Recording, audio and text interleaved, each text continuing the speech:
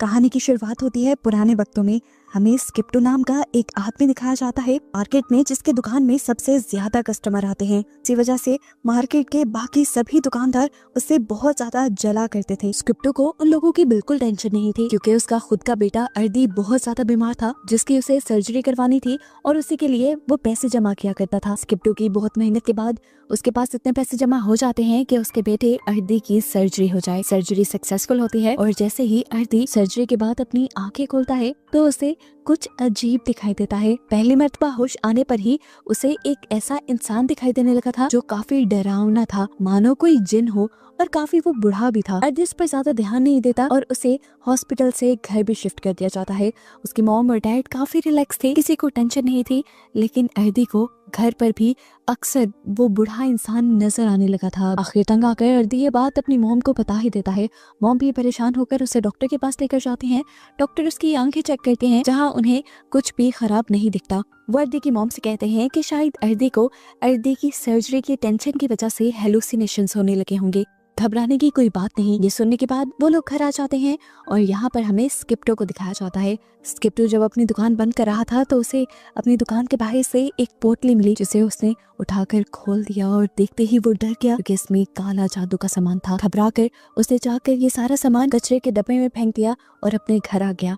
इस पोटली को खोलने के बाद से उसके कंधों में बहुत ज्यादा दर्द था। घर आते ही स्किप्टो जैसे ही अपने बेटे अर्दी के पास आता है तो अर्दी उसे देखकर चिल्ला देता है, क्योंकि अर्दी को उसके कंधों पे बैठी हुई एक एंटिटी नजर आ रही थी। ये एंटिटी, ये चुड़ैल अर्दी के अलावा किसी को नजर नहीं आ रही थी। ये बात जब अर्दी ने स्किप्टो को बताई तो वो भी डर गया और सारी बात समझ गया। इसलिए उसने रुस्तम नाम के एक आदमी को अपने घर बुलाया। रुस्तम एक स्पेशलिस्ट था, ऐसी सारी चीजों को वो देख सकता था। इस एंटिटी को देखकर उसने स्किप्टो को बताया कि ये चुड़ैल, ये एंटिटी तुम्हारे साथ मार्केट से आई है और तुम्हारे ऊपर बहुत बुरा काला जादू किया गया है। स्किप्टो रुस्तम से सवाल करता है कि आखिर ये सब अर्दी को क्यों नजर आ रहा है। तब रुस्तम ने बताया कि सर्जरी और बहुत ज्यादा डिप्रेशन में रहने की वजह से अर्दी की तीसरी आंख खुल चुकी है, जिसकी वजह से वो ऐसे सभी एंटिटीज को देख सकता है। स्किप्टो नहीं चाहता था कि उसका बेटा अर्दी इस तकलीफ में रहे, तो रुस्तम कहता है मैं इसकी इस तीसरी आंख को पूरी तरह बंद तो नहीं कर सकता, लेकिन हाँ इतना कर सकता हूँ कि इसे आज के बाद से सिर्फ वही भूत नजर आएंगे जो इसे अपना आप दिखाना चाहेंगे। इस बात के लिए स्किप्टो मान गया और रुस्तम उसके ऊपर अपना मैजिक करने लगा। अपना जादू करने के बाद रुस्तम ने स्किप्टो को सख्ती से कहा कि अर्दी कभी भी मार्केट नहीं जाएगा, और ऐसा क्यों कहा ये कहानी में आगे पता चलेगा। खैर, अब कहानी में एक साथ 13 साल गुजर जाते हैं। अर्दी बड़ा हो जाता है और हमें इनकी पूरी फैमिली को दिखाया जाता है, जो काफी खुश रह रहे थे। उस दिन के बाद से इनके साथ ऐसा कोई वाकया नहीं हुआ था। आज अर्दी कॉलेज में एडमिशन लेने वाला था और कॉलेज में एडमिशन फी देने की आज लास्ट डेट थी। स्किप्टो उसे फीस देकर नहीं गया था, तो उसकी मॉम ने कहा जाओ तुम जाकर मार्केट से ले लो। और ये बात बस सुनते ही उसके मुंह का नक्शा बदल गया, क्योंकि वो जानता था कि अगर वो मार्केट में जाएगा तो उसे बहुत ही खौफनाक चीजें नजर आएंगी। उसकी मॉम को भी उसकी सिचुएशन का पता था, इसलिए उन्होंने कहा अर्दी देखो, तुम सीधा जाना, इधर उधर देखना ही ना, बस अपने डैड की शॉप पर जाकर उनसे पैसे लेना, घर आ जाना। अपने मॉम के कहने के अकॉर्डिंग वो इधर उधर नहीं दिखता, लेकिन जैसे ही मार्केट में कदम रखता है तो खुद ब खुद उसके सामने बहुत सारे भूत आ जाते हैं, जिनसे वो काफी डर जाता है। ऐसे ही डरते हुए चलते चलते वो किसी आदमी से टकरा जाता है और गिर जाता है, जो आदमी उसे फिर बहुत डांटता है। उसे समझ नहीं आई कि ये आदमी उसके साथ इतना बुरा बर्ताव क्यों कर रहा था। एक दूसरे दुकानदार ने आकर अर्दी को संभाला और उसे कहा इसकी बातों का बुरा मत मानो, इसकी बेटी अभी 2 दिन पहले मरी है। अर्दी को उसके लिए सुनकर बुरा लगा और वो अब अपने डैड के पास आ गया। अपने डैड के ऑफिस के बाहर खड़े ही उसे अपने डैड और अपनी अंकल की आवाजें आ रही थी। उसके अंकल स्किप्टो को कहते हैं इतने लालची मत बनो, जो कर रहे हो वो मत करो। लेकिन स्किप्टो उसकी बात का कोई जवाब नहीं देता और अर्दी को अंदाजा हो जाता है कि उसके डैड कुछ तो बुरा या गलत कर रहे हैं। उसके अंकल भी गुस्से में निकलकर बाहर चले जाते हैं और स्किप्टो भी बाहर आकर अर्दी को देख लेता है। स्किप्टो अर्दी को पैसे देता है और पैसे लेकर अर्दी यहाँ से चला जाता है। जिसके बाद रात हो जाती है। स्किप्टो अपनी दुकान बंद ही कर रहा होता है कि आज दोबारा उसे अपनी दुकान के बाहर से एक पोटली मिलती है, जिस पोटली को उसने बिना कुछ सोचे समझे खोल लिया, यानी पहले वाली ही गलती की। इस पोटली को खोलते ही वो डर गया, क्योंकि इसमें इस मर्तबा काफी ज्यादा काला जादू का सामान था, जिसका मतलब कि जादू अब ज्यादा ताकत से किया गया था। और इस पोटली को खोलने के बाद से ही स्किपिडो को बहुत ही डरावनी शैतानी आवाजें आना भी शुरू हो गई थी, जैसे उसके चारों तरफ बस शैतानी रूहें मंडरा रही हूँ। इनके डर से वो जोर से चिल्लाता है, मैं जानता हूँ तुम मेरा कुछ नहीं बिगाड़ सकते, इसलिए मैं तुमसे बिल्कुल नहीं डरता। उसके कहते ही सारी आवाजें बंद हो जाती हैं और वो अपनी गाड़ी में बैठकर यहाँ से चला जाता है। घबराया हुआ वो घर पहुँचता है तो उसकी वाइफ उससे पूछती है क्या हुआ स्किप्टो, लेकिन स्किप्टो उसे कुछ नहीं पता था और जाकर सो जाता है। नींद में भी अब उसे डरावने ख्वाब आने लगे थे। उसे ख्वाब में एक बूढ़ी लेडी दिखाई दी जो बोल रही थी कि 7 समुद्रों का जादू पूरा हो चुका है, इसीलिए सुबंगी तुम आ जाओ। सुबंगी एक शैतान था जिसे उस औरत ने स्किप्टो और उसकी फैमिली को बर्बाद करने का काम दिया। हम देखते हैं कि वो शैतान स्किप्टो के अंदर चला जाता है, स्किप्टो की बॉडी मुड़ने लगती है और उसे बहुत तकलीफ होती है।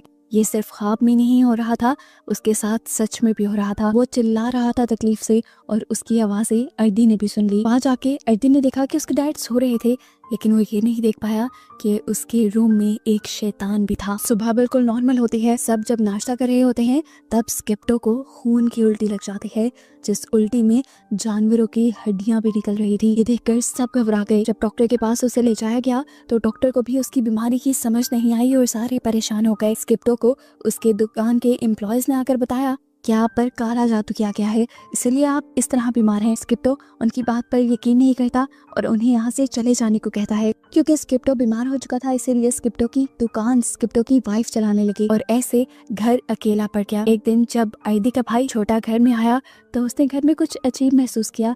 एक दरवाजा खुद ब खुद खुल रहा था जिसके अंदर वो चला गया। बाहर जाने पर उसने देखा कि बाहर वही पोटली थी जो पहले स्किप्टो को मिली थी। ना जानते हुए कि ये क्या चीज है, उसने ये खोल दी। पोटली खुलते ही उसके साथ भी वैसा ही अजीब सब कुछ हुआ। उसे भी डरावनी आवाजें आने लगी शैतानों की। वो समझ गया कि ये काले जादू की पोटली थी और अब उसके पीछे बहुत सारे शैतान पड़ चुके हैं। इन सारी चीजों से इस बच्चे की हालत बहुत ज्यादा खराब हो जाती है।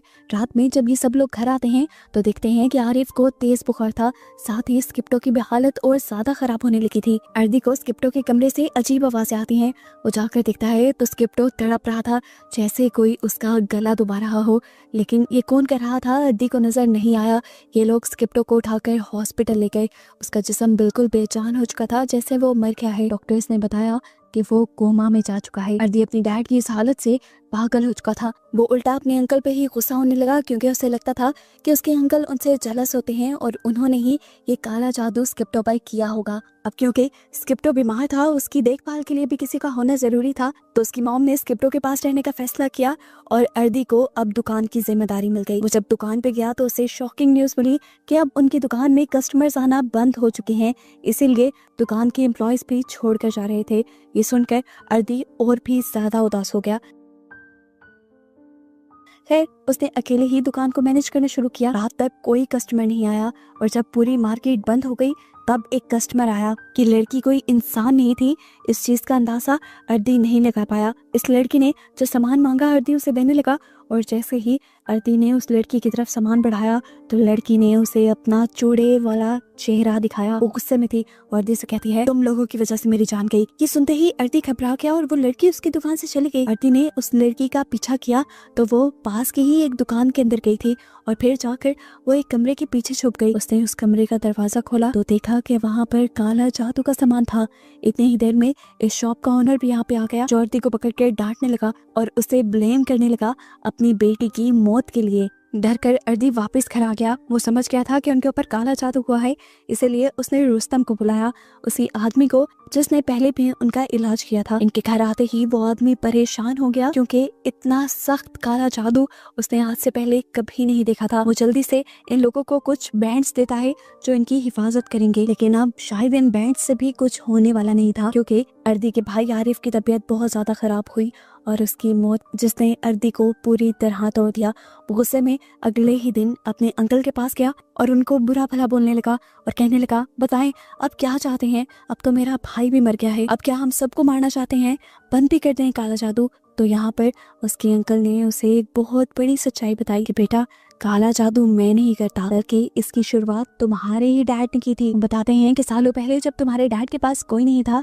मैंने ही तुम्हारे डैड को ये दुकान बना कर दी थी। उसने खूब मेहनत की, इसी वजह से उसकी दुकान चल पड़ी, लेकिन लोगों को ये बर्दाश्त नहीं हुआ। यहाँ मार्केट का एक असूल है कि लोग अपने दुश्मन को खत्म करने के लिए काला जादू करते हैं, और लोग स्किप्टो के ऊपर ऐसा ही करने लगे। स्किप्टो को पहले कुछ समझ नहीं आया, फिर मैंने स्किप्टो को सारी कहानी बता दी। स्किप्टो ने पहले तो कुछ नहीं किया, लेकिन जब उसने देखा कि काला जादू का असर उसकी फैमिली पे होने लगा है, तुम पर और तुम्हारी मॉम पे होने लगा है, तो उसे गुस्सा आ गया और उसने फैसला कर लिया कि वो काले जादू का जवाब काले जादू से ही देगा। वो एक जादूगरनी के पास गया और उससे जाकर उसने अपने दुश्मनों पर काला जादू करवाया, जिससे उसके सारे दुश्मन खत्म हो गए और उसका कारोबार दोबारा चलने लगा। आखिरी मर्तबा उसने अपने आखिरी दुश्मन सीसक के ऊपर काला जादू करवाया, जो उसके ऊपर छोटे मोटे जादू किया करता था उसका कारोबार बंद करने के लिए। लेकिन तुम्हारे डैड को गुस्सा ज्यादा आया और उसने बहुत बड़ा जादू कर दिया, जिसकी वजह से सीसक तो नहीं लेकिन उसकी बेटी मारी गई। जिसके बाद सीसक ने अपनी बेटी का बदला लेने के लिए ही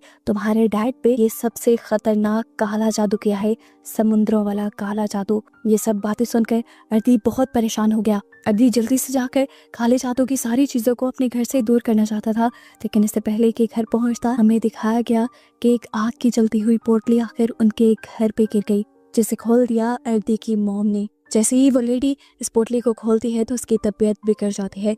घर आकर अर्दी जैसे ही ये सब देखता है तो फौरन रुस्तम को बुला लेता है, और रुस्तम ये पोटली देखकर समझ जाता है कि ये सबसे खतरनाक समुद्रों वाला काला जादू है। वो इन सबसे कहता है कि कोई भी अगर इस पोटली को देखे तो इसे कभी ना छुए। वो अर्दी को बताता है कि तुम भी अभी तक इसीलिए जिंदा हो क्योंकि तुमने आज तक ये पोटली नहीं खोली। एक पोटली तुम्हारी मॉम ने खोली, इसीलिए वो भी अब मर जाएंगी। उससे पहले एक पोटली तुम्हारे भाई ने खोली थी, वो भी मर गया, और उससे पहले पोटली तुम्हारे डैड ने खोली थी और वो अभी तक कोमा में है। रुस्तम वो जादू वाली पोटली लेकर यहाँ से चला जाता है और कहता है कि मैं पता चला कर रहूंगा और उसका तोड़ भी ढूंढ लूंगा, तुम लोग बस अपना ख्याल रखना। लेकिन आज ख्याल रखने से काम नहीं होना था। एक परिंदे की शक्ल में एक शैतान अर्दी की मॉम के घर आया और उनका गला दबाकर तड़पा कर उन्हें मार डाला। अर्दी अब टूट चुका था, उसके पास तो कोई भी नहीं रहा था सिवाय उसके बहन के। वो अपना बदला लेना चाहता था, अपने डैड का बदला लेना चाहता था, इसीलिए रुस्तम उसके पास आया और रुस्तम ने उसे बताया कि मैं पता चला चुका हूँ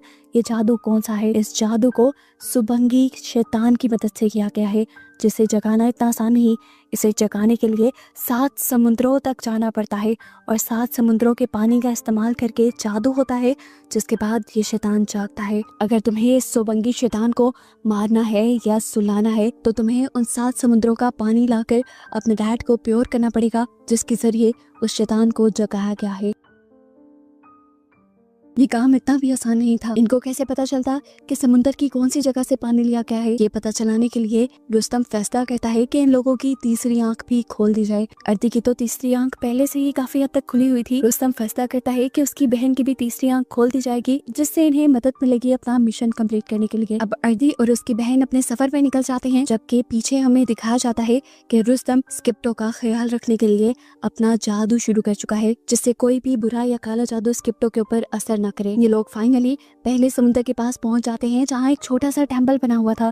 इन्हें बस यहाँ से पानी लेना था, लेकिन यहाँ पर मौजूद शैतानी आत्मा इन्हें बहुत ज्यादा डरा देती है, पानी नहीं लेने देती। लेकिन स्किप्टो की बहन उसे चकमा देकर फाइनली ये लोग यहाँ से पानी लेकर आगे की तरफ बढ़ जाते हैं। इनकी तीसरी खुली हुई आंख ऐसे ही बाकी 6 समुद्रों पर बने टेम्पल को ढूंढने में मदद देती है, और हर समुद्र पर पहुँच कर ये लोग बहादुरी से शैतानी पावर्स से लड़कर आखिर अपने डैड को बचाने के लिए पानी लाने में कामयाब भी हो जाते हैं। लेकिन अब भी एक बहुत बड़ा ट्विस्ट है, ये लोग अपने डैड को बचा भी पाएंगे कि नहीं, क्योंकि इनको घर पहुंचते हुए पूरी रात लग जाएगी। और यहाँ हमें सुबंगी शैतान को दिखाया जा रहा है, जो पहुंच चुका है इनके घर इनके डैड को मारने के लिए। सुबंगी को रोकने के लिए रुस्तम कॉन्टिन्यूस अपना जादू कर रहा था, जिससे सुबंगी को थोड़ी थोड़ी तकलीफ हो रही थी। इसीलिए सुबंगी ने पहले स्किप्टो को मारने से पहले रुस्तम को ही मारने की प्लानिंग की। ये अजीब सा डरावना सींग वाला शैतान पहले रुस्तम के ऊपर ही हमला करके उसे मार देता है, और फिर उसे घर पे नजर आते हैं अर्दी के अंकल।